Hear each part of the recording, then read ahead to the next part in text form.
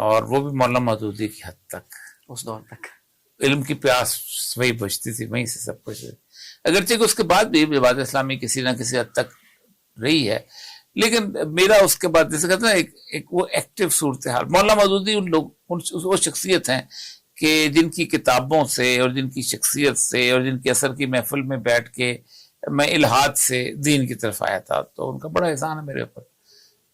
تو ان کی سیاست بھی کوئی ایسی بری نہیں تھی. میں اس کا آپ کو ان کا ایک فقرہ سنا دیتا ہوں.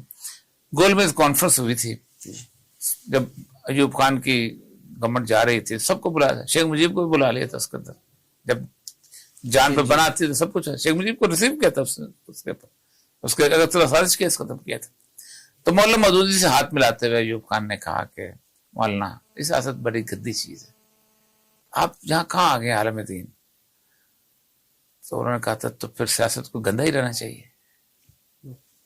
کیا بات ہے. اچھا سر، اس میں یہ ہے کہ اب مولانا مودودی کے بعد مطلب آپ کے نزدیک کوئی آپ کی جو آپ نے کوئی پیمانہ رکھا ہو تو اس پہ کوئی پورا اترتا ہو؟ دیکھیں موجودہ پھر آپ کو کمپرومائز کرنا پڑتا ہے نا، کہ نسبتاً کون زیادہ آنےسٹ ہے، جی ہاں چلیے یہ کہہ سکتے نسبتاً کون زیادہ انٹیلیجنٹ ہے، نسبتاً کون زیادہ بہتر ہے، پھر نسبتاً میں آپ آ جاتے ہیں نا، نسبتاً کون ہے، نسبتاً کون ہے. کمپیریٹیولی اگر کوئی بندہ بہتر لگا تو محمد خان جنید جو تھا، اس کے دور کے اندر ایک آنےسٹی بھی پریویل کرتی تھی، بندہ بھی ٹھیک تھا. سچ ریسنٹلی جو بھی آپ کہہ لیں، جو بھی عمران خان کے بارے میں کہہ لیں، عمران خان کے اندر بہت ساری ایسی چیزیں ہیں جو ہمارے 75 سال کے سیاستدانوں میں نہیں تھی. اچھا ہاں بہت ساری، تو اس میں یہ اس کو کریڈٹ دینا پڑے گا. چلیں میرا اس سوال کی ذاتی، کیونکہ ظاہر بات ہے عمران خان کے بارے میں ایک اور چیز جو اہم ہے کہ عمران خان کی زندگی سے سیاست خالی کر دیں، نکال دیں، تو پھر بھی اس کی زندگی میں بہت کچھ بچ جاتا ہے. اس کے پاس شوکت خانم بچ جاتا ہے، اس کے پاس نمل بچ جاتا ہے، اس کی گفتگو. پھر سب سے بات یہ ہے کہ آپ کسی بھی سیاستدان کو، میں بھی اس میں رہا ہوں، آپ اس طرح براہ راست بغیر کچھ آئیڈیا دیے سوال و جواب نہیں کر سکتے. اس کے ساتھ اس کا مطلب اس کی ایک بیک گراؤنڈ ہے، چیزوں کو سمجھایا سب. میرا سوال کافی حد تک کلیئر ہو گیا سر. ٹھیک. اچھا سر، پاکستانی میڈیا اور جو موجودہ صورتحال میں صحافت، کیا آپ کو لگتا ہے کہ یہ آزاد ہے؟ اور پاکستانی میڈیا کا اس وقت پاکستان کے موجودہ حالات میں کردار، پاکستان کی تباہی میں، پاکستان کی جو اس وقت صورتحال ہم سب کے سامنے ہے کہ اضطراب کی کیفیت ہے، پاکستان میں رہنا کوئی نہیں چاہتا، ہماری ایلیٹ، ہماری یوتھ بھاگ رہی ہے ملک چھوڑ کر، تو اس میں میڈیا کا کتنا کردار ہے؟ دیکھیں میڈیا آسمان سے تو نہیں اترتا.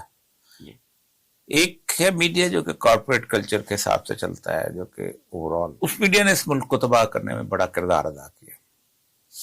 آج سے 50 سال پہلے کی آپ شاپنگ لسٹ اٹھا لینا تو آپ کو 30-35% ایسی چیزیں تھیں جو خریدتے ہی نہیں تھے.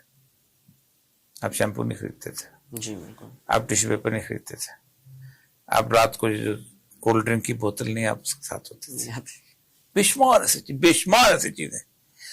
یہ میڈیا نے آپ کو لائف سٹائل کا عادی کیا.